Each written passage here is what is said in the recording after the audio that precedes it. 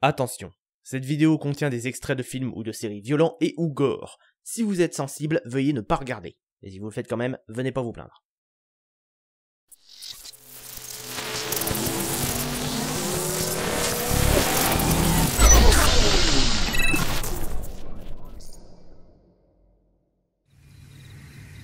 Mais qu'est-ce qu'on vient faire ici au juste? Bah, vu que Nail est toujours malade, je me suis dit que j'allais lui récupérer quelques plantes. Tu veux lui faire un remède de grand-mère? T'es pas fou, non? J'ai extrait les principes actifs et je les synthétise à bord du vaisseau, faut pas déconner. Oh là, c'était quoi ça? Au bruit, je dirais un loup.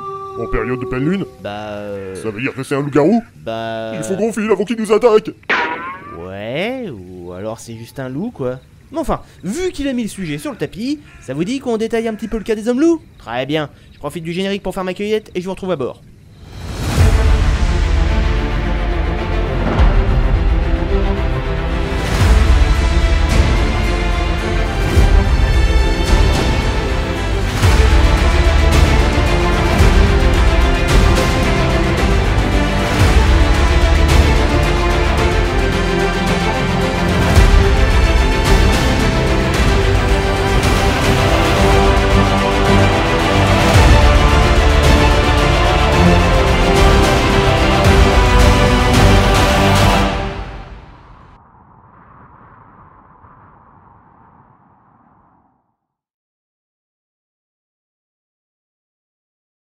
Bon, la synthèse est en cours. Et bon sang, Yegor, c'est quoi ton problème avec les loups-garous? C'est des êtres maudits, une malédiction qui se transmet par morsure. C'est une véritable pandémie à laquelle on risque d'être soumis. Ouais, enfin, comme les zombies qu'on a étudiés l'autre fois et qui t'ont posé absolument aucun problème. Ah bah ouais, tiens. Ensuite, laisse-moi te rappeler que les personnes sensibles à ce genre d'infection, ce sont les humains. Toi, tu es une intelligence artificielle dans un corps cybernétique incomplet. C'est pas gentil. Quoi qu'il en soit, c'est pas toi qui risque le plus si jamais un lycanthrope débarque. Un quoi?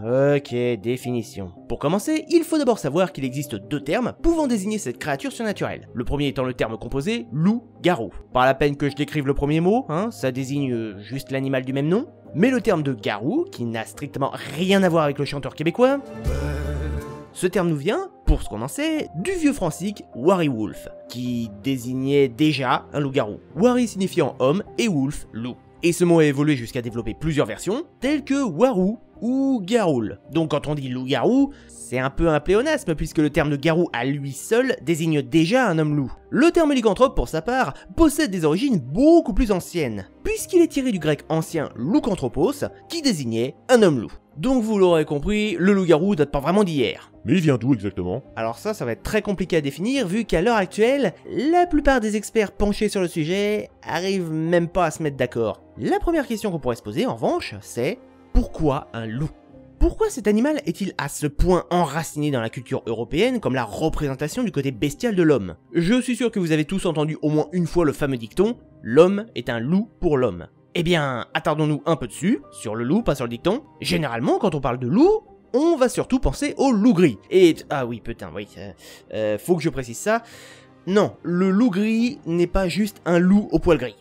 Ça a rien à voir. C'est juste le nom qu'on lui attribue le plus souvent. Son nom scientifique est Canis lupus, et le terme le plus approprié sera du coup loup commun, loup européen, loup des Carpates ou loup de Chine. Donc déjà vachement bien répandu. Le loup a fait partie de nombreuses mythologies et cosmologies pour différents peuples, preuve de la fascination qu'il a toujours exercée sur les humains. Parce que ça a toujours été une menace? Pas forcément. Si ses attributs de prédateur l'ont associé au danger et à la destruction, il est également un symbole de fécondité et de protection. Et je parle même pas de la vision des peuples amérindiens, pour qui l'animal était un symbole puissant et un esprit protecteur. Mais d'un côté comme de l'autre, l'animal n'est pas vu comme une entité entièrement bénéfique ou maléfique. Il peut très bien être les deux. Vous vous doutez bien que si on avait toujours détesté les loups, les chiens n'existeraient pas. Bah c'est quoi le rapport? Les chiens d'aujourd'hui sont les descendants de loups qui ont été domestiqués par l'homme depuis plusieurs milliers d'années. Pour ce qu'on en sait, ça a commencé il y a plus ou moins 14 000 ans. Et certains ont bien dégénéré depuis.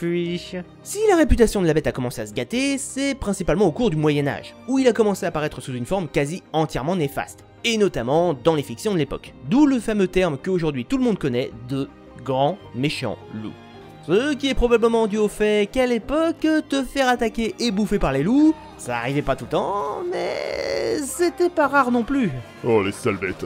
Oui, bah en même temps, les humains étaient sur son territoire et chassaient son gibier. Au bout d'un moment, t'as l'écro, t'as l'écro. Même si, pour être beaucoup plus honnête, les loups qui attaquent l'homme, ça arrivait déjà bien avant le Moyen-Âge, ça n'empêchait pas de considérer la bête comme potentiellement positive. Par contre, à cette époque, il y a un truc qui est arrivé et qui a été fatal à sa réputation. C'est évidemment... Le christianisme!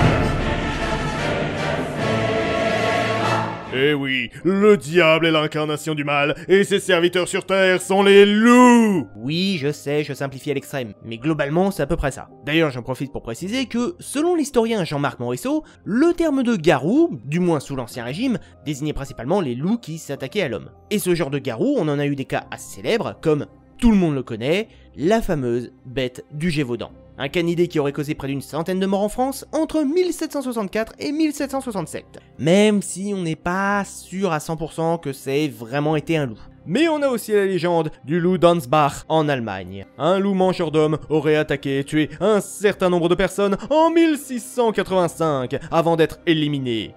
Sauf que les citoyens étaient persuadés que l'animal était la réincarnation de leur ancien bourgmestre, un être cruel et unanimement détesté, ce qui poussa les gens à pendre l'animal après l'avoir mutilé et recouvert de vêtements pour qu'il ressemble à l'ancien bourgmestre. Il devait vraiment pas l'aimer, ce mec. Bon, je tenterai pas de me lancer dans une étude approfondie de la bête dans le folklore et la manière dont il est perçu par les humains, parce que c'est un travail énorme et c'est pas le sujet de cette vidéo. Le principal truc à retenir, c'est surtout que le loup étant considéré comme une créature puissante, il n'était pas rare que certains en fassent leur totem ou leur animal favori, justement pour valoriser des qualités lupines. On peut par exemple citer les Ulfednar, ou Ulfark, des guerriers loups de Scandinavie, similaires aux berserkers. Et certains anciens celtes et amérindiens se recouvraient de peau lupine dans le but d'acquérir leurs caractéristiques. C'est d'ailleurs majoritairement ainsi qu'est considérée la lycanthropie dans l'ancien temps, une manière volontaire de devenir un loup plus ou moins entièrement, en bénéficiant de ses capacités de chasseur ou de prédateur pour prendre un avantage sur l'ennemi. Ou juste pour lui foutre la trouille. Mais ce n'est qu'à partir du XVIe siècle aux Pays-Bas que la lycanthropie commencera à apparaître comme une forme de maladie. Ah, ça existe vraiment donc? Oui et non. Car ici, le premier théoricien de la lycanthropie clinique, à savoir Jean Vire, il n'a pas établi de cas avec de vraies transformations, mais uniquement une maladie psychiatrique, qui pousse les patients à croire qu'ils se transforment en loups. Je passerai également sur les cas de rage, qui ont pu pousser certains malades à être considérés comme des bêtes dangereuses, ou encore le cas de l'hypertrichose, qui déglingue la pilosité sur tout le corps. Ouais, j'ose à peine imaginer le pauvre gars qui se retrouvait au Moyen-Âge avec une de ces maladies. Il devait être foutu sur le bûcher direct en fait. Les premières apparitions du loup-garou dans la fiction, eh bien, elles sont tout de même assez récentes mine de rien. Si on pouvait y faire référence dans certaines œuvres du XVIIe siècle, comme avec les fourberies de Scapin de Molière. Vous vous souvenez de ce loup-garou il y a 6 mois, qui vous donne un temps de coups de bâton la nuit et vous pensez à faire rompre le cou dans une cave où vous tombez en fuyant? Eh bien... C'est moi, monsieur, qui faisais le loup-garou. Oh! Tandis que dans les travaux de Percy et Sigismond de Miguel de Cervantes, ou La Duchesse d'Amalfi de John Webster, mais c'est surtout le cinéma qui a popularisé l'image du loup-garou, avec son tout premier film datant de 1913, intitulé Le loup-garou. Ouais, les mecs s'étaient pas foulés des masses avec le titre. Mais bon, vu l'époque, le bousin est non seulement du muet noir et blanc, mais en plus il est introuvable, vu que la plupart de ses copies ont été détruites. Mais c'est surtout avec le monstre de Londres et The Wolfman que le lycanthrope va gagner ses caractéristiques les plus communes, c'est-à-dire toutes celles auxquelles on assimile la malédiction.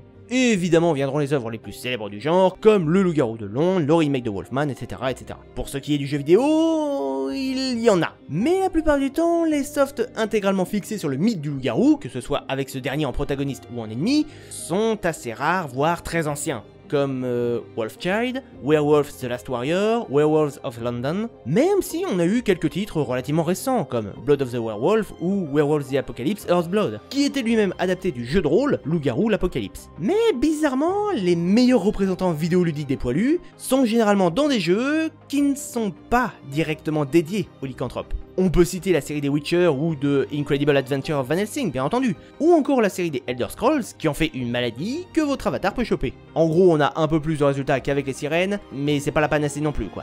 Bien, je pense qu'on a fait le tour. Yegor, tu me fais la liste des clichés? Sûr. Alors pour devenir un loup-garou, faut nécessairement être mordu par une de ces créatures, et ils sont totalement normaux jusqu'à la pleine lune, qui les transforme en créatures moitié homme, moitié animal. Ils sont allergiques à l'argent, et deviennent des monstres dévoreurs de chair humaine une fois transformés. C'est ça. Et d'ailleurs, petite pensée pour Nile, qui aurait sûrement aimé relever le point, les lycans sont toujours des mecs. Et ils sont toujours affiliés au loup aussi. et ils sont souvent en guerre avec les vampires. Exact, et on considère régulièrement que c'est une maladie sans remède. Bien, passons au débunkage, et commençons par le commencement, c'est-à-dire...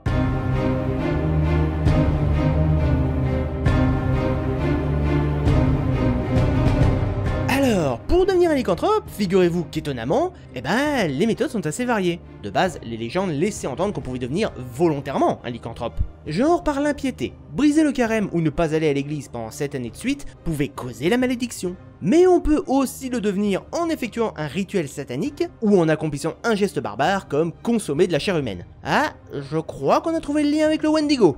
On a également la possibilité, toute simple, de se recouvrir d'une peau de loup. Et oui, le petit lien avec les croyances ancestrales, il est toujours là, selon lesquelles un loup-garou pouvait posséder une peau qui le revêtait pour se transformer. D'ailleurs, la série The Order fonctionne plus ou moins sur ce principe. Et enfin, beaucoup plus rare, et surtout beaucoup plus compliqué à mettre en œuvre, le fait de boire l'eau contenue dans l'empreinte de pattes d'un loup. Ouais, là, clairement, faut le vouloir. Mais on peut aussi choper la maladie de façon totalement involontaire, comme tout simplement par hérédité. Si un de vos parents était un lycanthrope, vous avez de fortes chances d'en devenir un vous aussi. C'est le cas dans Teen Wolf.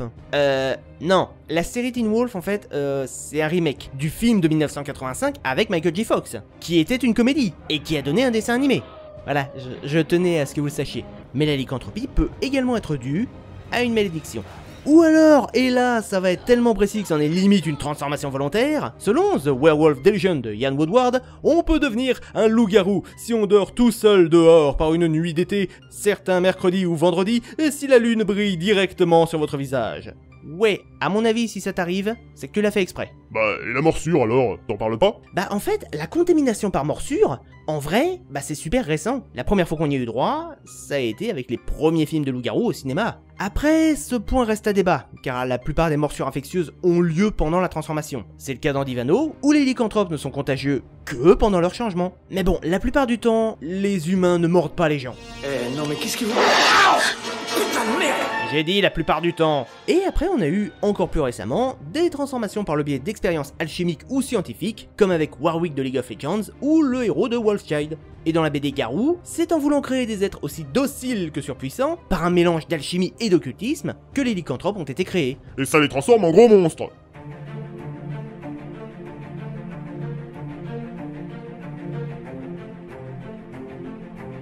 En vrai, la lycanthropie à la base, c'était deux possibilités. Soit on parlait de l'âme d'un être humain qui quittait son corps pendant la nuit et au choix se transformait en loup malfaisant ou possédait carrément un loup qui existait déjà, une idée qui a été reprise dans Sang Froid, un conte de loup-garou d'ailleurs, soit c'était la métamorphose d'un homme en loup, tout ce qu'il y a de plus normal. Un loup extrêmement agressif et mangeur de chair humaine, certes, mais un simple Canis lupus, ou au pire un loup vraiment très gros. D'ailleurs, dans le Silmarillion ou Wolfen Dieu au diable, ce sont pas des humains maudits, mais juste une espèce parallèle de loup, plus gros, plus puissant et plus intelligent. Pareil avec Game of Thrones. Dans la série, on les appelle des loups géants. Dans les bouquins, par contre, ce sont des loups-garous. Mais je croyais que les loups-garous transformés avaient une apparence à mi-chemin entre l'homme et l'animal. Et en fait, cette idée-là, tout comme la morsure, elle est super récente. Et là encore, on la doit au cinéma, notamment avec le premier film sur le sujet. Alors oui, clairement, au début, c'était un bonhomme avec plus ou moins de maquillage poilu sur la tronche, on faisait ce qu'on pouvait à l'époque. Et pour l'aspect gros monstre bipède alors, c'est apparu quand? Excellente question. On pourrait penser à la nouvelle The Werewolf Halls du pulp Weird Tales de 1941, et notamment son illustration, qui pourrait éventuellement être la première à utiliser cette forme semi-humaine monstrueuse. Donc globalement, nous aurons trois formes qui reviendront le plus souvent. Celle d'un simple loup, plus ou moins gros, celle d'un humain qui a oublié de se raser pendant 30 ans, et l'espèce de grosse bestiole hybride. D'ailleurs, toutes ces formes sont accessibles dans le jeu de rôle de loup-garou l'Apocalypse, et chacune possède son propre nom. L'Homidé, le Glabros, le Crinos, l'Ispo et le Lupus. La forme du Crinos étant évidemment l'apparence la plus puissante et la plus brutale, alors que le loup simple sera davantage focalisé sur la fuite et la discrétion. Ok, donc c'est en tout ça qu'il peut changer à la pleine lune. Oui et non.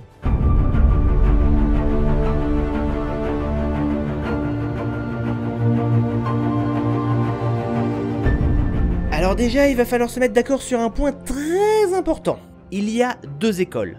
La première estime qu'il n'y a qu'une seule pleine lune par mois, et donc qu'une seule transformation, et d'autres vont considérer qu'il y en a trois, ce qui est pas totalement faux, mais pas exact non plus. Si on fait bien attention au cycle lunaire, notre satellite demeure plein à 100% une seule nuit, tandis que la veille et le soir d'après, elle ne sera plus visible qu'à 98 ou 95%. Et ça, c'est pris beaucoup plus rarement, mais c'est le cas pour le loup-garou de Londres, où le pauvre bougre se change plusieurs soirs de suite. Et ensuite, on peut se demander d'où vient cette fameuse responsabilité de la Lune. Et ben, je sais pas. La toute première mention connue est attribuée à Gervais de Tilbury au XIIe siècle, dans son fameux Livre des Merveilles. L'auteur y associe la figure du loup-garou à un être maléfique ayant commis un péché abominable. Sauf que là, la transformation ne s'effectue pas à la pleine lune, mais à la nouvelle lune, c'est-à-dire quand on voit plus rien. Et enfin, selon The Encyclopedia of Shape-Shifting Beings de Brad Steiger, les épidémies de lycanthropie seraient dues à la lune rousse. Et pour ce qui est de la pleine lune toute seule alors? Rien trouvé, que dalle, Nietzsche, nada. Bref, la lune est-elle toujours responsable des transformations? Eh ben non. Alors évidemment, c'est parfois le cas, notamment dans les œuvres les plus classiques, mais à l'inverse, beaucoup estiment que les lycanthropes sont parfaitement capables de passer outre les caprices de la lune. Si les plus jeunes recrues de Underworld y sont encore sensibles, ils peuvent au final se changer à leur gré, et ce même en plein jour. On ajoute parfois une contrainte, avec l'idée que la mutation ne peut se produire qu'une fois la nuit tombée, comme avec les loups-garous de tierce lieu, hurlement ou sang-froid. Pour le JDR de loup-garou, les phases de la lune ne sont importantes qu'à la naissance d'un lycanthrope, et détermineront certaines de ses capacités, les plus puissants physiquement étant ceux nés sous l'auspice de la pleine lune. Quant à la transformation elle-même, elle est régulièrement montrée comme plutôt lente, et même effroyablement douloureuse. Et là encore une fois, on a plusieurs cas possibles. Comme le corps qui s'adapte pour obtenir une nouvelle morphologie, ou au contraire, ne plus être qu'une enveloppe qui se détruit pour laisser apparaître la bête juste en dessous. Même si j'admets que la version la plus gore revient sans doute à Hemlock Grove, là où celle de The Order est instantanée et sans douleur. Enfin, tant qu'elle est volontaire, parce que sinon...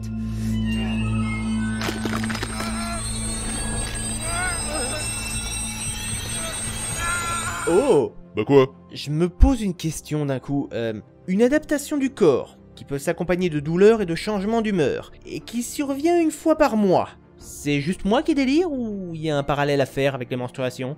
Bref, globalement, la lycanthropie peut être considérée comme une maladie chronique handicapante, ou au contraire comme un simple pouvoir de métamorphose. Même si la pire conséquence, ça reste quand même celle de Wolf, où chaque nuit les transformations s'amplifient davantage, jusqu'à ce que tu deviennes entièrement un loup, et ce jusqu'à la fin de tes jours. Oui, enfin, avantage maladie handicapante, ça reste des saloperies malfaisantes. Tu vas encore dire que je me trompe, c'est ça?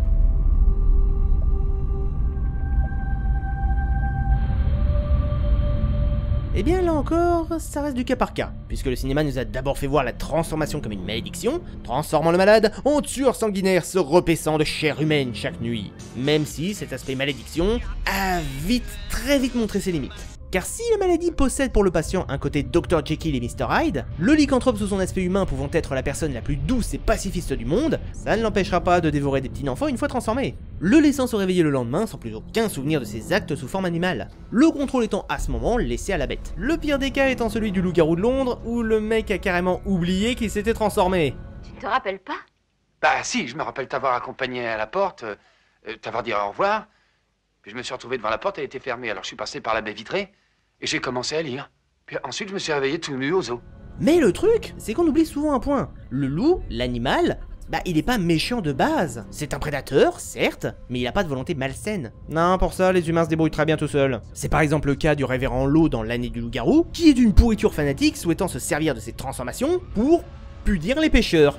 Connard. Pareil pour les licans de hurlement qui perdent peu à peu leurs inhibitions s'ils apprennent pas à se maîtriser. D'ailleurs, pour ceux qui se demandent d'où vient le cannibalisme de la bête, eh bien il aurait pour origine le mythe de Lycan, un roi d'Arcadie méprisant les dieux. Souhaitant le mettre à l'épreuve, Zeus lui serait apparu déguisé en mendiant. Lycan l'a parfaitement reçu, sauf qu'il l'a invité à manger de la chair humaine. Selon les versions, le repas c'était même son propre petit-fils, ce qui choquera tellement Zeus qu'il punira Lycan en le transformant en loup. Et pour choquer Zeus, faut quand même bien y aller. Cette fin, elle est parfois une condition sine qua non à la bonne santé du lycanthrope. Si vous vous transformez dans les Elder Scrolls, vous aurez besoin de tuer au moins un individu par nuit si vous ne voulez pas vous manger des pénalités dans vos stats. Dans Garou, il est obligatoire d'en manger une fois par nuit pour pouvoir retrouver forme humaine. Il peut toujours y avoir une lutte entre les deux personnalités, certes, mais il y a moyen de moyenner. Et c'est souvent le meilleur moyen d'empêcher un loup-garou de faire une connerie, l'empêcher de prendre les commandes. Ce qui pousse les sorciers dans Harry Potter à concevoir la potion Tulu, ce qui permet à ces derniers de conserver leur conscience, malgré la mutation. D'ailleurs, on peut dresser un parallèle entre le pouvoir de transformation et le contrôle. Un lycan qui peut changer de forme à volonté, peut se maîtriser en sa forme lupine, là où un changement incontrôlé lui fait perdre les pédales. Ce qui est logique, sinon je pense que les lycans se transformeraient jamais. Et on a aussi une particularité avec Hemlock Grove, avec le cas du Vargulf, qui est un lycanthrope devenu complètement cinglé, et qui tue pour le simple plaisir du massacre, sans dévorer ses proies. D'ailleurs, dans le cas où plusieurs lycanthropes cohabiteraient, on peut avoir des loups-garous solitaires prêts à se lacérer entre eux, ce qui témoigne d'une sauvagerie extrême, ou au contraire, des lycanthropes disposant d'un système de meute, généralement sous la direction d'un loup alpha. D'ailleurs à ce niveau, on peut citer la série de Mercy Thompson, où il y a toute une hiérarchie entre les garous dominants et les lycanthropes soumis. Le plus dominant de la meute étant un alpha, et le plus dominant des alphas étant le Maroc. Mais en dehors de la transformation en monstre, les lycanthropes sont pas capables de faire autre chose tant qu'ils sont sous forme humaine, rassure-moi.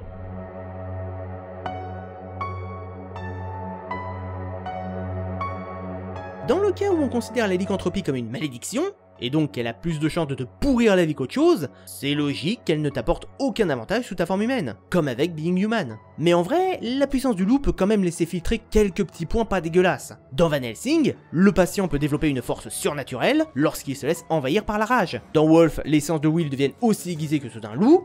Bon, ok, alors, l'ouïe, l'odorat, tout ça, je veux bien, mais par contre, la vue, je suis pas convaincu, hein. Oui, en vrai, les Canis-Lupus ont une vue assez mauvaise. Par contre, niveau vision nocturne, là, il nous éclate. Dans Teen Wolf, ça peut aller jusqu'à entendre les ultrasons. Dans Buffy contre les vampires, Divano, True Blood et Vampire Diaries, les homidés sont plus forts que des humains normaux. Pareil avec Underworld, où ils font carrément jeu égal avec des vampires. Ils peuvent même posséder des capacités particulières. Dans Garou, les lycanthropes sont immortels sous forme humaine et ne peuvent être tués que sous leur apparence lupine. Les loups de The Order transmettent inconsciemment leur savoir à leurs avatars, sans parler du fait qu'ils entendent la magie sous forme d'un sifflement. Les loups de hurlement sont quant à eux totalement immortels et peuvent même régénérer des membres perdus, mais après, la forme humaine peut être affectée par des conséquences un peu moins agréables, comme par exemple dans Wolf ou le loup-garou de Londres, où les autres animaux reniflent l'odeur du prédateur, et sont donc effrayés à son approche. Ou encore moins appréciable, le comportement du loup. Un aspect dominateur et territorial qui se retrouve dans Divano et dans Wolf. Vous êtes cinglés? Non. Je ne fais que marquer mon territoire. Et tu étais sur mon chemin. Même si le plus gros contre-coup, ça reste avec World War Wolves, où une fois infecté, un lycanthrope perd son empathie pour les humains et subit une dégénérescence intellectuelle, ce qui implique une perte des connaissances au profit de l'animalité et de l'instinct de survie. Oh là là, ok, je vais préparer des balles en argent, juste au cas où. Quoi? Tu vas pas me dire que ça sert à rien quand même? Ben en fait...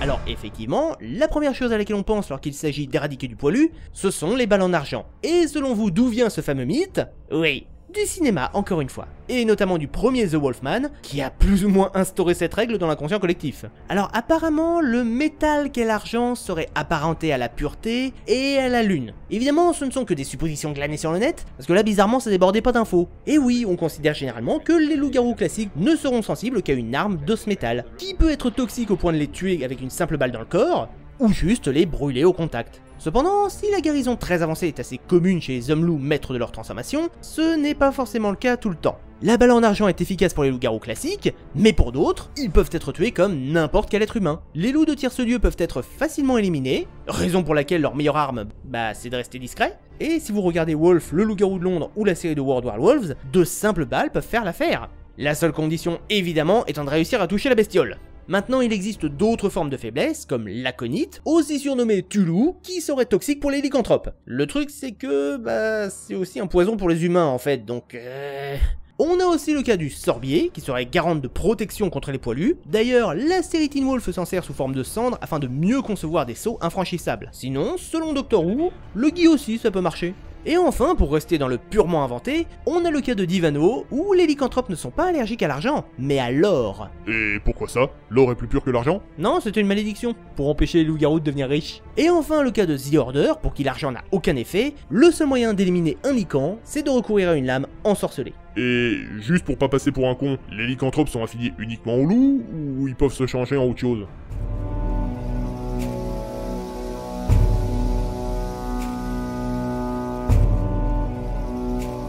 Traditionnellement, oui, les garous ne se transforment qu'en loups. C'est d'ailleurs le fondement même de la lycanthropie. Néanmoins, ça n'a pas empêché certains d'imaginer tout un panel de malédictions diverses et variées. Mais dans ce cas-là, on ne parlera pas vraiment de lycanthrope, mais de thérianthrope ou de zoanthrope. Conséquence, les loups-garous sont des zoanthropes, mais les zoanthropes ne sont pas forcément des loups-garous. Vous saisissez la nuance? Et de fait, on a beaucoup d'autres possibilités, avec pratiquement tout ce que ça implique de bestioles diverses et variées. On a un dauphin-garou dans les cieux de Tyrannis, des chameaux-garous dans National Zero, on peut même ranger les Saiyans dans cette catégorie d'ailleurs, vu que regarder la pleine lune les fait se transformer en singes géants, même si, je pense, c'est chez Donjons et Dragons qu'on a le plus large panel. On a des sangliers-garous, des tigres-garous, des renards-garous, des rats-garous, des ours-garous, des chiroptères-garous, des corbeaux-garous, des loups de mer-garous, et ça me rappelle un truc.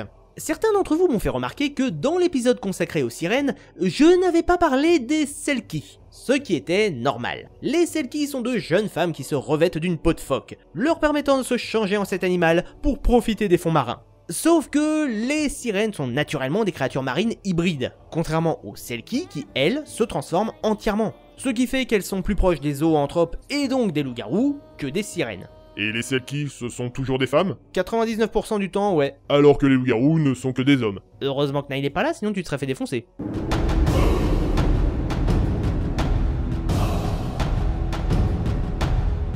La réponse est objectivement et définitivement non.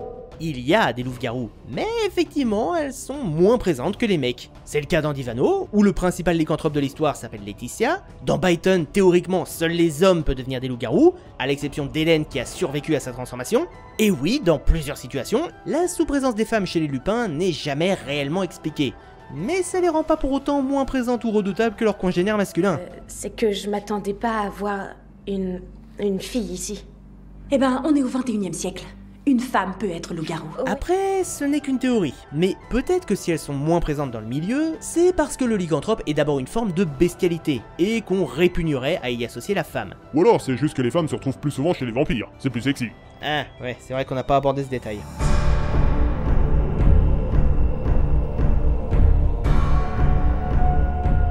Eh ouais, aujourd'hui quand on pense loup-garou, on y associe régulièrement le mythe du vampire. Et si on peut ajouter une pincée de guerre entre les deux, c'est encore mieux. Mais d'où ça vient? Non, parce qu'à la base ils ont rien à foutre ensemble, hein. Même si, notamment en Europe de l'Est, la différence entre vampire et loup-garou est pas si tranchée que ça. Mais selon mes recherches, leur première cohabitation officielle s'est faite sur grand écran, oui encore. Avec le film La Maison de Frankenstein de 1944, le tout premier Monster Universe.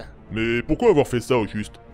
Alors là, j'en sais absolument rien. La seule idée que je peux vous proposer, c'est que selon le roman de Bram Stoker, Dracula possédait parmi ses très nombreux pouvoirs, la capacité à se métamorphoser en loup. Donc peut-être que ça vient de là. Je manque de données pour des explications plus concrètes, mais il semble qu'une des principales cohabitations des deux races, et qui perdure encore aujourd'hui, on la doit essentiellement aux différents jeux de rôle du Monde des Ténèbres. Pour ceux qui ne connaissent pas, le Monde des Ténèbres est un univers de jeux de rôle, dans lequel coexistent plusieurs espèces surnaturelles, et dont les principaux titres sont Vampire la Mascarade, Loup-garou l'Apocalypse et Mage l'Ascension. Et dans cet univers, les deux camps sont plus ou moins en guerre froide, car opposés à tous les niveaux. Les vampires étant des parasites de l'humanité, vivant en milieu urbain, là où les lycanthropes sont beaucoup plus proches de la nature et du respect de l'écologie, ce qui fait que les deux races s'évitent autant que possible. Et si jamais il y a confrontation, bah ça dégénère souvent. Je pense donc que c'est surtout au Monde des Ténèbres que l'on doit l'idée des deux espèces en cohabitation, sans forcément interagir. Beaucoup de séries orientées sur le surnaturel, comme Buffy contre les vampires, True Blood ou Vampire Diaries, ont d'ailleurs choisi cette voie. Il y a aussi le cas où les vampires peuvent exercer un contrôle supérieur sur les lycanthropes,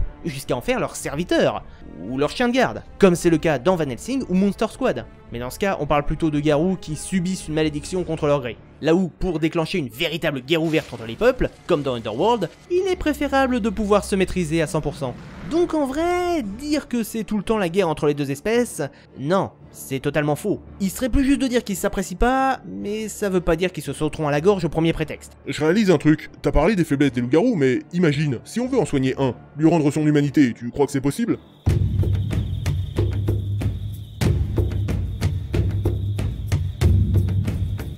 Techniquement, oui. Selon certaines croyances, il y a possibilité de redevenir humain. Alors parfois c'est assez simple, comme survivre pendant 7 ans avec la malédiction, ou alors faire 7 fois le tour d'un clocher, ou parcourir 7 paroisses. Et oui, si vous avez été attentif depuis le début de la vidéo, vous vous êtes rendu compte que le chiffre 7 pouvait aussi avoir son importance dans le début d'une malédiction. Alors me demandez pas pourquoi, mais il est fréquemment associé à pas mal de légendes autour des lycanthropes. Si le garou se change à l'aide d'une peau de loup, vous pouvez annuler son pouvoir en brûlant la dite peau, éliminer le sorcier responsable de la malédiction si jamais il y en a une, ce qui signifie qu'à la fin de Dark Shadows, la petite Caroline est censée être guérie. On a aussi le cas de la série La Malédiction du loup-garou, dans laquelle le seul et unique moyen de guérir, c'est de buter le tout premier lycanthrope. Mais les 3/4 du temps, il y a tout simplement aucun remède. Si tu deviens lycanthrope, eh bah tu le resteras jusqu'à ta mort. Pouf! Eh bah, je crois que j'ai dit tout ce que j'avais à dire sur les loups-garous. C'est bon, t'es rassuré, Yegor? Pas vraiment, mais au moins je comprends qu'on n'a pas trop de risques à les côtoyer. Oh Qu'est-ce que c'est que ce merdier? Ouh là là là là là là là. Bon, chers spectateurs, je vous laisse. J'ai visiblement un animal sauvage à ramener chez lui. Sur ce, je vous souhaite une excellente soirée et à bientôt à bord de l'Universalis. Médor, allez, viens-y mon petit loup. Allez, tu veux un gigot?